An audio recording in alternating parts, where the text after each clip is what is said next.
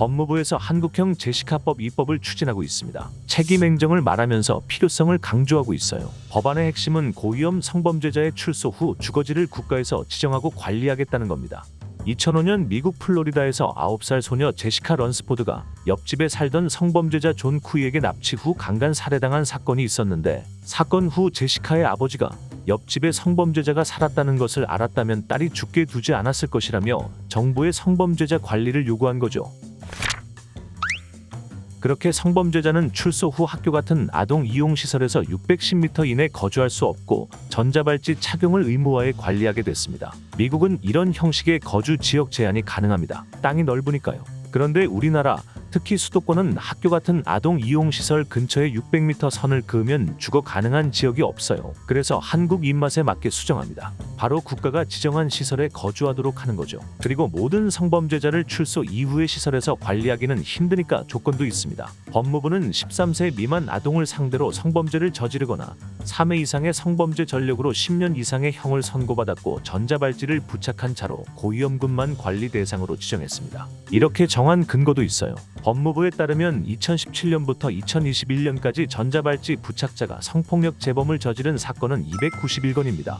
매년 수십 건의 재범이 발생하는 건데 대부분은 주거지 반경 1km 이내에서 발생하고 있어요. 자세히 보면 100m 이내 106건, 100에서 500m 이내 29건, 500m에서 1km 26건으로 주거지에 가까울수록 발생 건수가 늘어나고 있습니다. 종합하면 성폭력 재범 사건의 반 이상이 전자발찌 부착자, 즉 고위험 성범죄자의 주거지 반경 1km 내에서 발생한다는 겁니다. 그래서 한국형 제시카법의 정식 명칭도 고위험 성폭력 범죄자의 거주지 제한 등에 관한 법률안입니다. 현재 거주 제한 검토가 필요한 고위험 성폭력범은 325명이 출소해 있고 25년도까지 매년 약 60명이 출소합니다.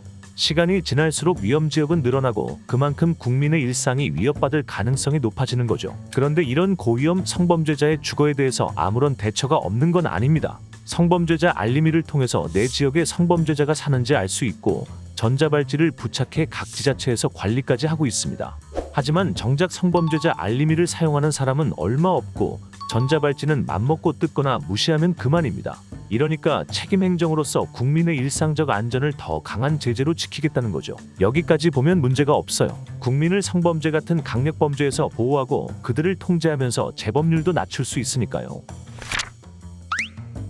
하지만 일각에서는 우려 섞인 말이 나오고 있습니다. 원래 법이라는 게 만드는 것보다 개정이 어렵거든요. 한번 잘못 만들면 악용될 수 있는 거죠. 일단 위헌 소지가 있어요. 헌법에서는 거주 이전의 자유를 보장하고 있는데 이건 모든 사람이 가지는 기본권입니다. 그런데 국가가 개인의 자유를 박탈해도 되냐는 것이죠. 개인의 자유와 대중의 안전을 저울질해야 하는 상황이 온 겁니다. 여기서 법무부는 범죄자의 기본권과 자유보다는 대중, 일반 시민의 안전이 중요하다고 생각한 거죠. 다음으로는 이중처벌 논란입니다. 이 법안의 대상자는 출소한 사람입니다. 이미 재판을 거쳐서 국가가 부여한 형벌을 마치고 나온 거죠. 이런 상황에서 거주지를 제한하는 것은 구금이나 징역과 다를 바 없다. 이중처벌에 해당하는 것이다라는 입장이 있습니다. 하지만 이런 논란은 과거 전자발찌 도입 때도 있었어요. 사생활 침해, 개인정보 자기 결정권 제한, 인격 등에서 문제를 제기했는데 이건 헌법재판소에서 합헌 결정이 나왔습니다. 행동에 대한 통제가 아니고 구금 형태가 아니라는 판단이었죠. 이 법안도 헌법재판소까지 간다면 어떤 판결이 있을지 궁금합니다. 여기까지는 전문가들의 우려라면 이제는 함께 고민해야 할 문제가 있어요. 바로 지역입니다. 일단 이 사람들을 전국 각지에 흩어놓을 수는 없어요. 관리하고 통제하려면 한 지역에 밀집시키는 게 행정적으로 편하겠죠. 그런데 수도권은 힘듭니다. 땅값이 너무 비싸고 공간도 부족하고요. 상대적으로 비용을 절감할 수 있고 부지 확보가 쉬운 지방으로 시선을 돌리겠죠. 그렇다고 지자체와 주민들이 받아줄까요? 자기가 사는 지역에 고위험 성범죄자들의 합숙시설이 생긴다는데 결사반대하겠죠. 조두순이 출소했을 때 안산 시민들이 나와서 시위했듯이 님비 현상이 전국 각지에서 나타날 겁니다. 그런데 지자체에 교도소를 유치하는 사례도 있어요. 대표적으로 태백시와 청송군입니다. 요즘 인구 유출로 인한 지방 소멸이 심한데 이걸 교도소로 메우겠다는 겁니다. 교도소가 지어지면 일자리가 생기고 인구가 유입되고 면회객이 오면 주변 상권도 개발되고 이런 경제적 효과로 지방 소멸을 막겠다는 겁니다. 청송군에는 교정시설이 4개 있는데 1개를 더 유치하기 위해 노력하고 있어요. 만약 한국형 제시카법이 현실화된다면 이런 시설을 유치할 지자체가 아예 없진 않을 것 같습니다. 다음으로 치안 격차입니다. 고위험군 성범죄자를 모아놓는다. 자칫하면 슬럼가가 될 수 있어요. 제시카법이 생긴 플로리다주 외곽에는 일명 변태 공원이라는 컨테이너 단지가 있는데 거기는 혼자 다닐 수 없다고 합니다. 특히 여성과 아이들은요. 성범죄 전과자들이 모여 사는 곳인데 누가 가려고 하겠어요. 물론 한국형 제시카법은 거주시설을 관리하기 때문에 슬럼화는 막을 수 있다고 하지만 장담할 수는 없죠. 또한 해당 시설이 생기면서 지역의 기존 인구 유출이 발생할 수도 있어요.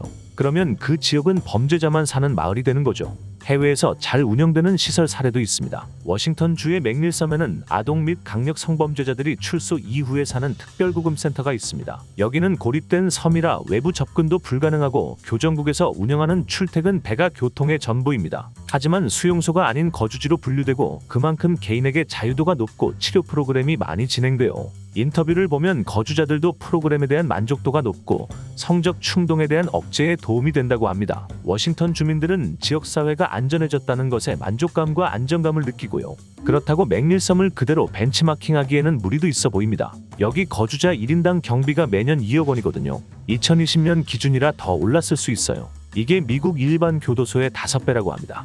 단순하게 계산하면 우리나라의 재소자 1인당 연간 수용 비용이 3,100만 원인데 5배면 1억 5천만 원입니다. 시설이 지어지고 법안이 구체화되면서 비용은 천차만별이겠지만 법을 시행하면서 필요한 금원을 어디서 어떻게 확보할지도 문제입니다. 입법 추진 중인 한국형 제시카법이 국민의 일상적 안전과 밀접한 관련이 있는 건 사실입니다. 법무부에서도 정부와 사회에서 많은 관심으로 함께 법을 만들어 가자고 입장을 밝힌 만큼 함께 고민하고 의견을 나눠야 하지 않나 싶습니다. 오늘의 법과 사전이었습니다.